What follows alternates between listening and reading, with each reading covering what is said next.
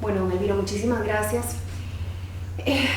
Obviamente, con toda la discusión que ha habido sobre el tema de la OCDE y el nombramiento de don Otón Solís, se despierta el interés y también como el análisis de lo que ha representado la figura de Otón Solís en la política nacional, tanto en el partido que lo que él ha representado por tantos años, como en general en la dinámica de la política nacional. Para usted, ¿qué ha representado Otón Solís en el país? Bueno, nosotros de una manera u otra, por distintas circunstancias de la lucha social de los últimos años, hemos seguido de cerca el comportamiento político de Otón Solís, y viera usted que a estas alturas yo le puedo decir que es el maestro más notable del oportunismo en política de los últimos tiempos.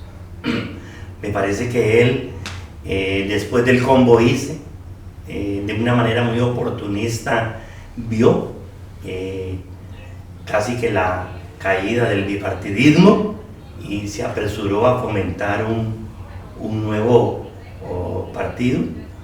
Después también, de una manera muy oportunista, cogió la bandera para sí mismo de la ética y de la transparencia en la función pública y la convirtió en la piedra angular, digamos, de su nueva colectividad.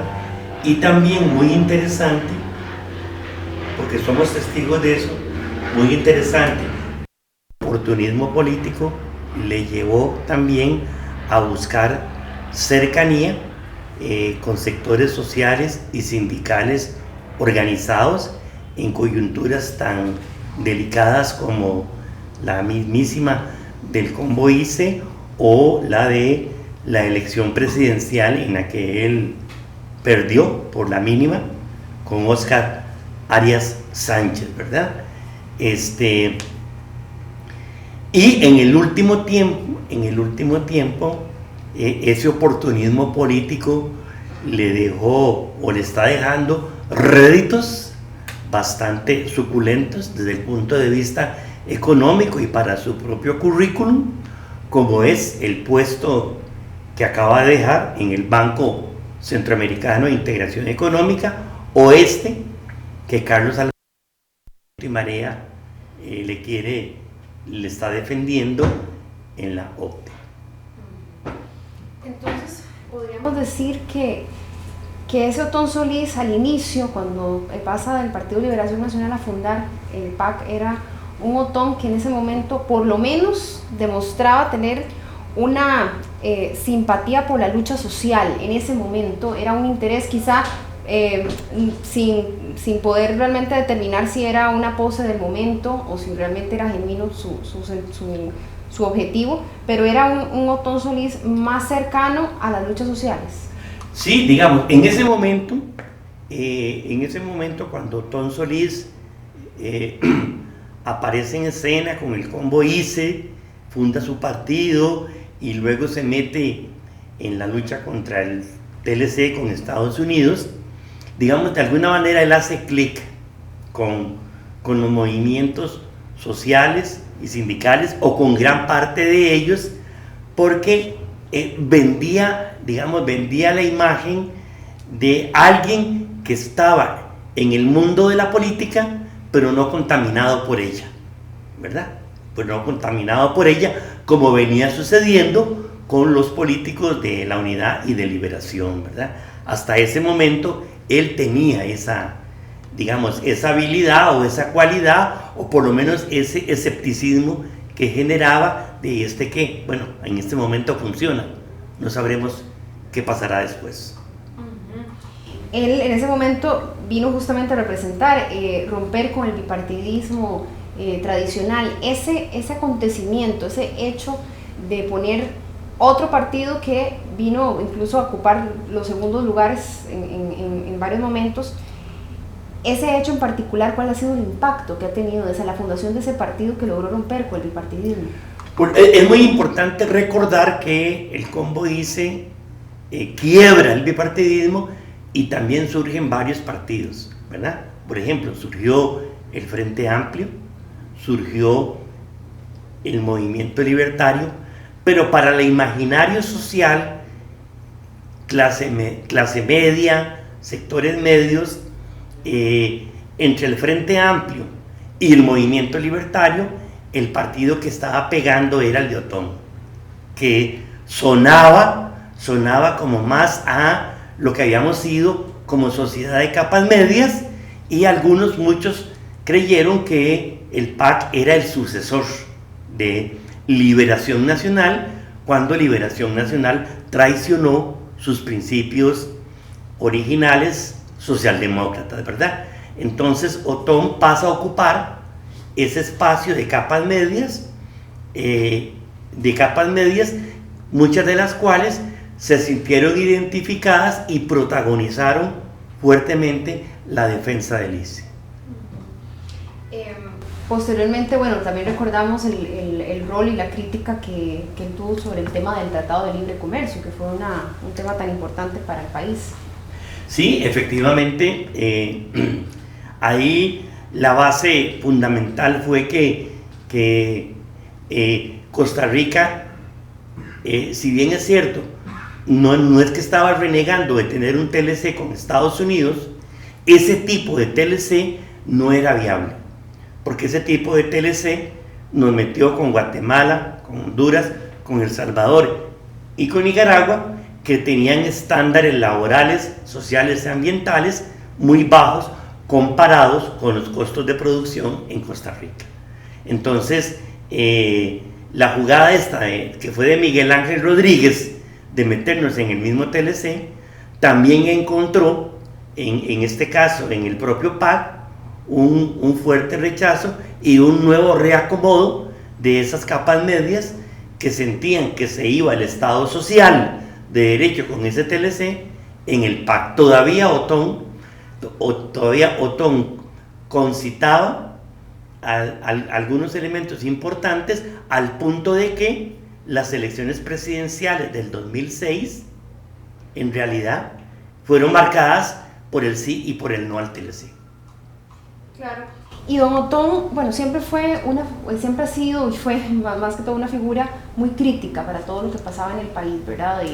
Realmente siempre levantaba su voz para criticar lo que él consideraba que no era correcto. Sin embargo, en los últimos tiempos es una realidad que cuando se le han hecho críticas a él, pues él tiende a no dar muchas explicaciones. Es como una ironía, ¿no? Por lo que él ha representado.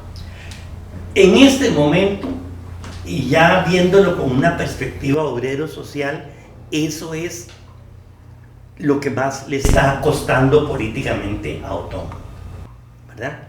Porque en este momento, al aferrarse él a esos puestos, al negarse a explicar las razones fundamentales de esta situación, él se desnuda, él se abre precisamente como una persona que siempre tuvo una doble cara, ¿verdad? Siempre tuvo un doble estándar para juzgar el comportamiento ético y moral de sus congéneres en el mundillo de la política nacional, ¿verdad? En estos momentos, hace 15 años, en una situación parecida, le garantizo que Otón hubiera fusilado al presidente y hubiera fusilado políticamente a quien el presidente hubiera mandado en estas condiciones a la OCDE, ¿verdad? Entonces es la parte, digamos, que más impresiona, la parte que más, aunque ya le digo, uno cree que él es un maestro del oportunismo, pero en este momento queda retratado de cuerpo entero, con esa doble moral y esa doble ética. Don Otón intenta ser presidente en 3 ocasiones, en una muy cerca llega a la presidencia. ¿Qué cree usted que hubiera sucedido si él hubiera logrado la presidencia en alguna de esas oportunidades? ¿Qué clase de presidente hubiese sido? Usted lo conoce desde hace mucho tiempo. ¿Qué cree usted? Pienso que si Otón hubiera sido presidente, la decepción hubiese sido tremendamente profunda, como lo ha sido con Carlos Alvarado Quesada, ¿verdad? Pienso que Otón Solís prácticamente se habría entregado a la plutocracia gobernante del país y prácticamente habría utilizado los movimientos sociales como escalera para llegar a la presidencia. No me cabe la menor duda de que nos hubiese resultado un Carlos Alvarado. Ahora, con este tema tan caliente que está, con el tema de la OCDE, ¿usted cree que se justifica la oposición y las medidas de presión que estamos viendo que se están dando para que se dé marcha atrás a este nombramiento?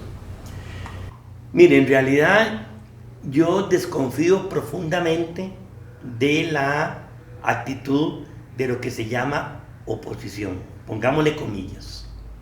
Ellos han estado gobernando desde el inicio con Carlos Alvarado, tienen plena identificación con la visión macrofiscal que se ha venido imponiendo en los años de Carlos Alvarado.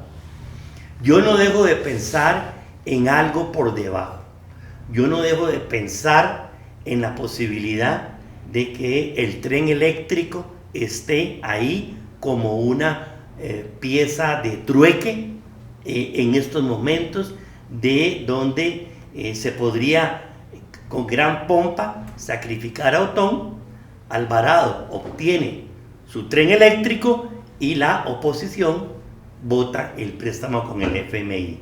Es decir, la política de esta gente que nos gobierna es tan perversa que esas cosas pueden estar pesando en este momento en que usted me entrevista a mí. Ahora, y específicamente por lo que ha sido Otón Solís, por lo que hemos venido conversando ahorita, ¿cree usted que es una persona de que se debió haber hecho este cambio en el nombramiento en la OCDE, o no es una figura que realmente debería estar ahí a la altura de este proceso, ¿no? Digamos, lo desluce completamente porque estos organismos burocráticos internacionales siempre cuidan mucho su imagen, cuidan mucho su credibilidad, responden a muchos gobiernos. Entonces Costa Rica va a meter un tipo ahí, lo va a sentar ahí en la sede de la OCDE, un tipo cuestionado, un tipo que genera una gran fractura interna, un tipo que en determinado momento hasta cuestionó políticas de la OCDE. Entonces la gente de la OCDE allá, la tecnocracia de allá, se va a preguntar, tipo, ¿qué clase de elemento me está mandando este país? ¿Cuál es la seriedad de este país? ¿Qué quiere este país de nosotros si ni siquiera tuvo el cuidado y la decencia de mandar, digamos, una figura químicamente pura para que viniera la OCDE? Sinceramente, como país, creo, para ese nivel de burocracia internacional, estamos quedando en un gran ridículo. Y durante años se ha venido hablando en este proceso de integrar la OCDE, pero parecía que no se le daba tanta importancia. O sea, fue un tema ahí importante, con cierto nivel de, digamos, incluso de cobertura y demás. Pero ahorita, que es con el tema del nombramiento, es donde pareciera que se despierta todo el interés. Entonces, ¿cree usted coincide en que realmente el evento detonador es la figura de Otón Solís? Sí, sinceramente sí, porque viera que los que han defendido la OCDE todavía no le han podido explicar a la ciudadanía en qué nos beneficia. ¿Cómo va a mejorar mi estándar de vida que estemos en la OCDE, verdad? Entonces, el tema de Otón Solís y la trifulca política que ha generado, pues sí, eleva el tema a primer lugar de la agenda nacional, pero sin embargo no nos ayuda a entender la relevancia o no de estar ahí. ¿Se calmarían las aguas con una salida de Otón Solís de este nombramiento? Pienso que sí, se calmarían las aguas desde el punto de vista de la negociación que esté por debajo, ¿verdad? Que esté por debajo, porque repito, estoy convencido de que hay una negociación por debajo que pasa por el tren eléctrico.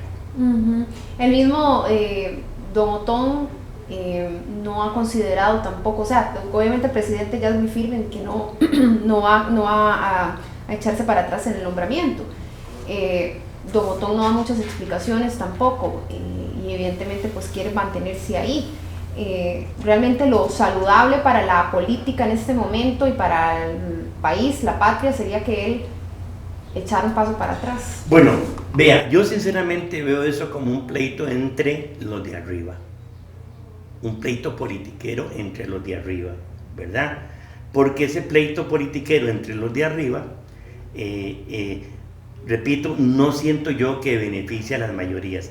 Ahora, sí preocupa la imagen internacional del país, ¿verdad? Sí preocupa el escarnio, la burla, el ridículo que Costa Rica está haciendo por esta situación. Y Otón debería dar un paso al lado, digamos, ¿verdad? Pero la vanidad de él no se lo va a permitir, ni la del propio presidente, pienso yo. Nuevamente, usted lo conoció, lo ha conocido por muchos años. La personalidad de don Otón, ¿cómo lo describiría usted a nivel de su personalidad? Él es muy arrogante, él es un prepotente, él es un soberbio, ¿verdad? Él cree que tiene la verdad absoluta siempre, ¿verdad? Acostumbra despreciar las opiniones que no vienen exactamente según él a su nivel de conocimiento, ¿verdad?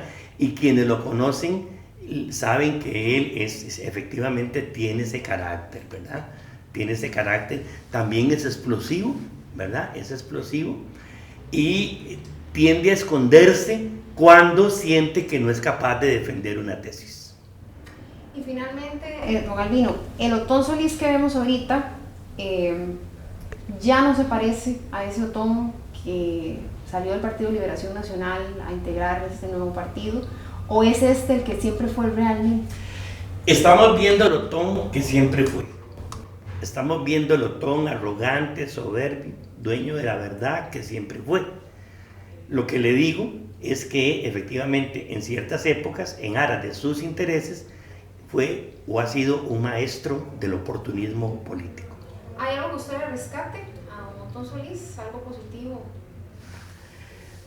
Sí, pues sí, es un hombre que maneja muy bien la cuestión económica donde se ha especializado, ¿verdad?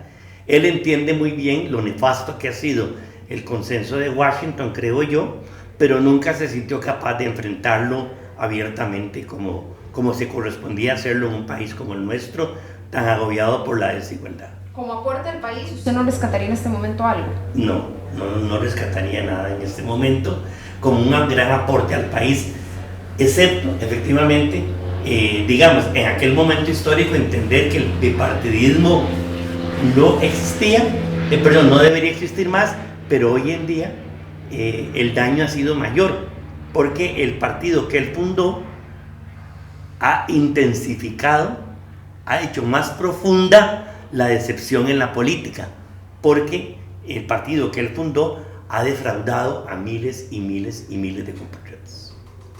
Perfecto, don Albino, muchísimas gracias. A usted, mami, muchas gracias.